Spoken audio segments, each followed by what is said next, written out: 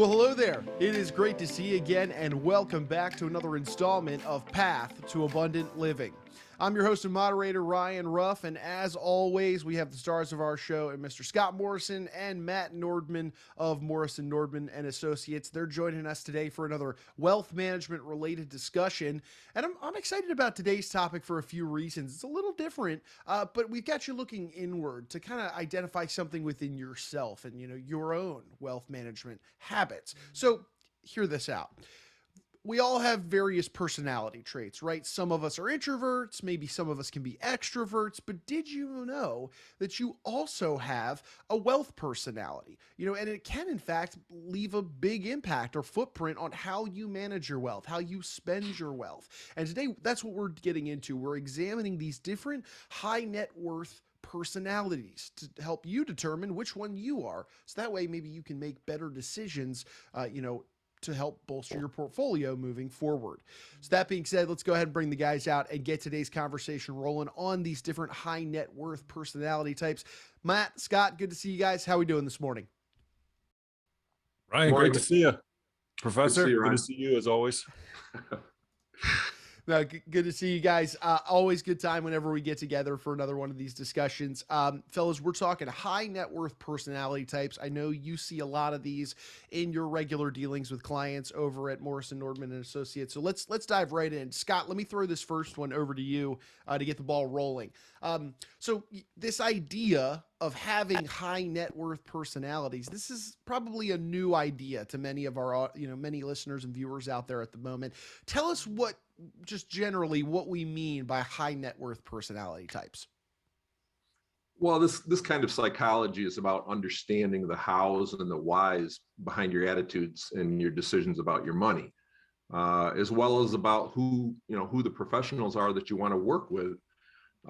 This is the kind of behavioral finance science that started to first be developed in the 1990s and has been studied in great detail ever since, by way of thousands of wealthy investors, lots of discussions about what's important, in their psychology towards wealth.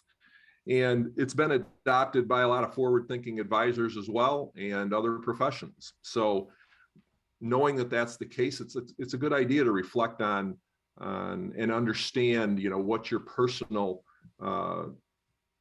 financial psychology is, and then be able to select advisors who match up well with, your particular traits.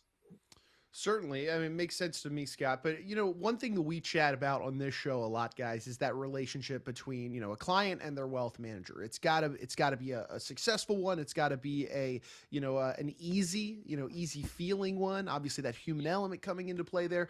But in that same vein of the relationship between a client and a wealth manager, how important would you say is an investor's attitudes and their personality traits? How important is it for them to be similar to the professional, the wealth manager that they're ultimately working with? Matt, I'll toss this one to you. Sure, Ryan. Well, it is probably more important than you might think. You're probably seeking, truly valuable financial advice that's designed around maximizing your ability to achieve your really most important objectives. And so you really want to enlist experts who know you well enough to, quote unquote, get you and what you really want your money to accomplish and why. And so what we've found over the years is that personal connection between the advisors and their clients is as important to your financial success as the traits that the advisor has, the competence and resources at their disposal. So again, it doesn't mean you have to be best friends with your advisors. And, we've referred to that in the past, but you want there to be some sort of an affinity there between you and your advisor. So ultimately knowing more about your own high net worth personality can help you identify those professionals who are able to connect with you and relate to you and deliver advice that works. Right, because a better relationship with your wealth manager is only going to lead to more successful outcomes down the road. I mean, we've hit on that before. Guys, let's get into the weeds here. Let's start talking about some of these specific high net worth personality types. Scott, you want to lead off for us? What do you see on your end as a few of the different options that you guys are seeing on your end?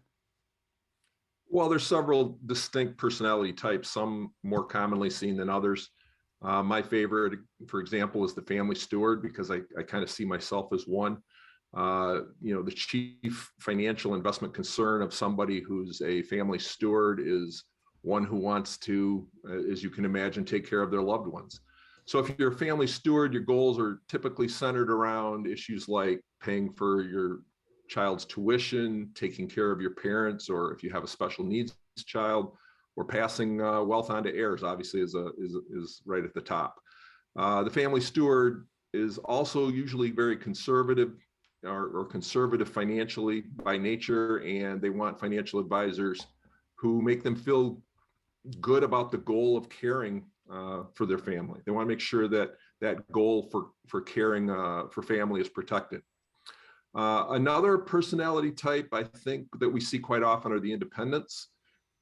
These types of folks want freedom that the financial security ensures. They want to be able to do what they want when they want to do it. So for them, wealth is simply kind of a means to an end. They want to work with a financial advisor who can give advice and will work with them to attain and maintain financial freedom and flexibility.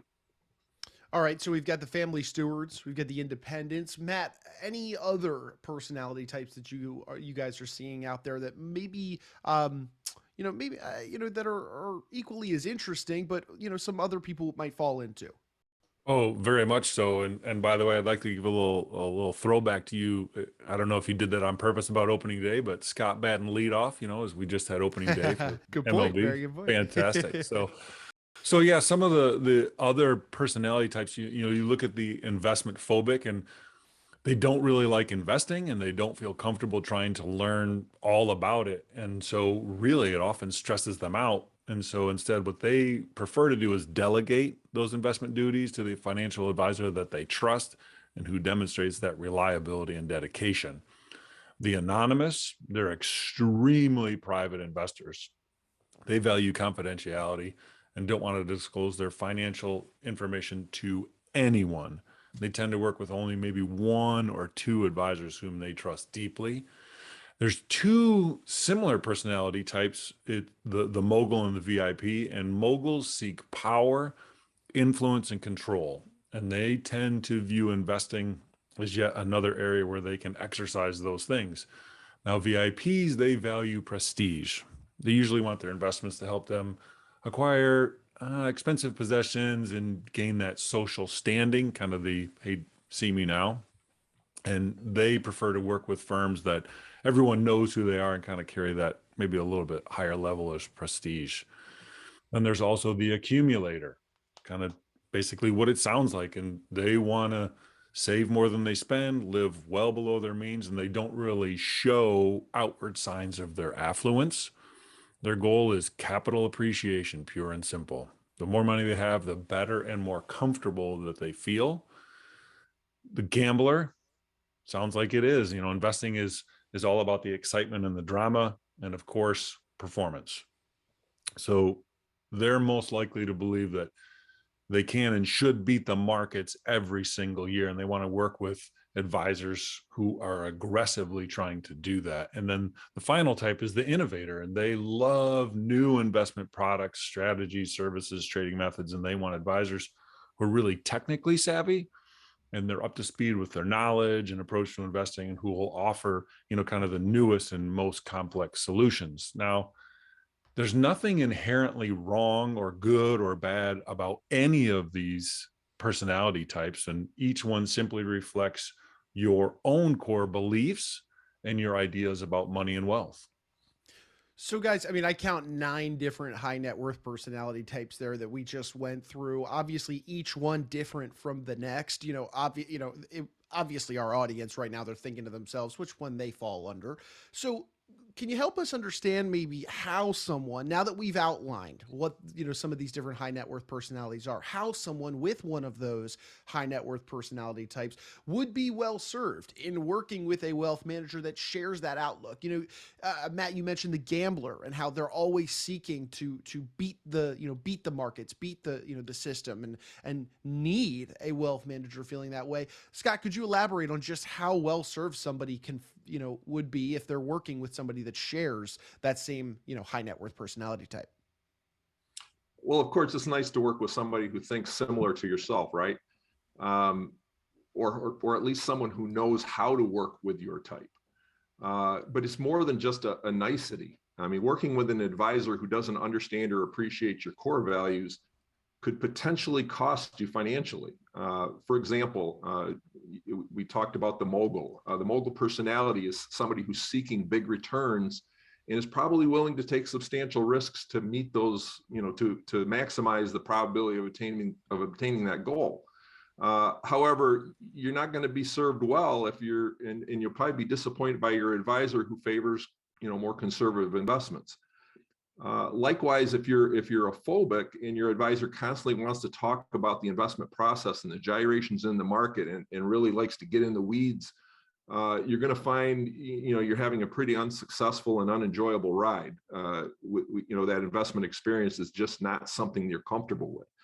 So it kind of comes down to this. It kind of comes down to your wealth needs to be positioned to support what you care about most in life. And so you need to be able to trust the advice you're getting as well as the source of that advice. So if your advisor doesn't, play well in the sandbox with you, like somebody like yourself, you're going to receive none of those benefits. So in turn, it could mean that you won't grow and protect your wealth according to your wishes and your beliefs. Makes sense to me there, Scott. So guys, for those out there that are thinking to themselves, which personality type they might fall into, how could somebody take, a next step and really determine which personality type that they might fall into? Because sure, they're thinking, maybe they share some instances of this type or that type. Is there a process? What do you have here for us, Matt? Yeah, there's definitely a process, and there's some questions you want to ask yourself, and start with the first one is, what would you like your investments to achieve? What would you like your investments to achieve? And so if you're a family steward, your answers will probably revolve around doing something for your family, ranging from college education for your kids or your grandkids, or maybe taking care of an elderly parent, or estate planning, put it in place so that there'll be this harmonious division of your assets when you and your spouse pass away. You want your advisor who focuses in those areas and has an in-depth understanding of families and family dynamics. Well, now, if by contrast, you're an independent, as opposed to that family steward, your answers will probably include goals like, buying that dream house, sailing around the world. You're going to place that highest value on using money to buy that personal autonomy and freedom. And so you can do exactly what it is that you want to do in life, but you'll need an advisor to be able to understand it and account for those drivers when serving you. And the next question is, when you think about money, what concerns, needs, or feelings come to mind? And so if you write down a phrase that might say, I want my money to grow as quickly as possible, or I want $5 million saved up by the time I'm 60. Well, pretty confident that your personality type is an accumulator. And so you're looking mainly to acquire more assets. You're not really concerned about what they can do with your money. You're just really driven to accumulate more of it. And so you should seek out that advisor who's going to help you accumulate that, but also potentially one who's going to take steps to protect what it is that you've accumulated over time. And if you associate feelings of power, importance, and control and money, like we had talked about earlier, you're that mogul. And so you see money as having the ability to influence people. That might be family members, business contacts, or community leaders, and different events. And you want to use those to your advantage. If you really enjoy being recognized and acknowledged and enjoy those prestigious surroundings and possessions, you're likely a VIP. And that means you're interested in what money can do, mostly in terms of gaining material possessions, that, new wonderful house or fabulous trips, a new boat. And VIPs tend to invest uh, for what money can buy and the lifestyle that it can confer. Sure. Guys, so again, just to recap for our audience, 9 different high net worth personality types, starting with the family stewards. We've got the independents, we got the investment phobics, anonymous, we've got the moguls or the VIPs, the accumulators, and then two more additional ones, the gamblers, and then of course the innovators. So 9 different high net worth personality types. And as we've been discussing them though, fellas, what if somebody out there is thinking to themselves, I don't know if I really fall into any of these? Is that okay if that's the case? What are your thoughts on this? Well, then I'd say there's probably 2 more questions that you need to consider. And that first one being, how involved do you want to be in the investing process? Because that question is extremely effective in determining whether you're a phobic, a gambler, or an innovator. If you feel investing is uncomfortable, a burden, or even a bit scary, then you're probably the classic phobic, and you'll probably want an advisor who doesn't throw a lot of detailed information about investing at you. But if you love learning all you can about the financial markets and the investments, and you feel a strong need to take a hands-on approach to managing your wealth, because you either get a thrill like the gambler gets out of it, or you want to pursue wealth management as an intellectual challenge, then you may be a gambler or an innovator. So if that's the case, you're going to be best served by an advisor who wants to get in the trenches with you, and when it comes to making investment decisions, and helps you seek out cutting edge solutions and insights, that's the kind of advisor you're looking for. That second question would be, how important is your confidentiality of your financial affairs? I mean, in this industry, everybody cares about their confidentiality. We go to great lengths to protect that. But if you're deeply concerned about this issue and feel almost secretive about your financial affairs, consider yourself an anonymous personality type. You'll want an advisor who has systems in place to ensure the security and confidentiality of your financial data, and one who explicitly details those measures to you. So guys, is it also possible, on the flip side, for somebody to have maybe more than just one of these high net worth personality types? Maybe they've got a mixture or a combination of maybe even a few different ones. Is this possible in your eyes? Ryan, you may find that there is some overlap between a few of the categories, but chances are one category describes your personality best most of the time. And it seems most people are family stewards. They do what they do in order to help give their spouses, their kids, or grandkids more opportunities in life. But regardless of which one that you are, once you have a good idea of your specific high net worth personality type, you can assess how well the advice that you get from your various professionals reflects that type, and ensure that you're positioned to achieve a great wealth management experience now and into the future. Sure. So, fellas, as we're bringing our conversation here to a head today, we've discussed these 9 different high net worth personality types. Somebody can be a little bit of a mix of both. There are some questions. We've laid out a process of what somebody can ask themselves to help them determine what that high net worth personality type is. And then, of course, we've hammered home the importance of working with a wealth manager, a true professional that helps to mirror and recognize what your high net worth personality type is. So that way they can provide a high level of service to you with your needs, concerns, and wants in mind. All that being said, fellas, let's say somebody out there in the audience today, they went through this exercise with us, they pinpointed which type they are. Maybe they're recognizing that their wealth manager maybe doesn't really fit into the equation, their current wealth manager, that is, or maybe they don't even have a wealth manager. And this whole conversation has got them thinking about, just diving into this conversation a little further and doing that stress test as we've mentioned so many times, that overall review of their current strategies and where they want to go.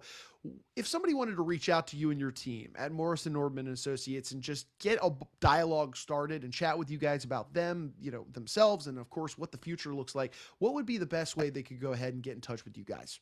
The best way to contact Morrison Nordman, a couple different things. You can obviously use the phone, 517-333-7264. 7967. We'd also invite you to view our website at morrisonnordman.com. That's a great place to get familiar with our wealth management process. And that first step of the wealth management process is that discovery meeting where we get to find out as much about you as possible and what's important in your life. Awesome. And again, we've discussed kind of the ins and outs of that stress testing process, beginning with that discovery meeting, Scott, that you just mentioned. Really great stuff, that we've unpacked in prior episodes. So if you're newer to the show, you can always head back in past episodes and check out some of those conversations as well. But guys, look, hey, I appreciate you carving some time out of your day to be with us here on the show to dive into this idea of do you know your high net worth personality type? And I think we've given our audience a nice framework on how they can help identify that and figure out which personality type they are. So guys, appreciate you and your time, and looking forward to being back with you on the next one. All right, Ryan, have a great day. Great to see you, Ryan. All right, thanks guys. And look, hey, we want to take one final moment as always to thank you guys, our audience, for jumping aboard and being with us here on the show today. If you liked what you saw, you liked what you heard, do us a favor, leave a comment on the show, subscribe to it on whichever platform you're checking us out on, and then of course, share this information with friends, family, business owners, anybody that you think would benefit from these types of discussions. Because as you know, we're taking those same discussions, those same strategies, solutions that Matt and Scott are having with their clients on a regular basis, and we're bringing them right here to this show. We've got some great conversations teed up for future episodes, and we would hate to have you miss out on any of those potentially beneficial conversations.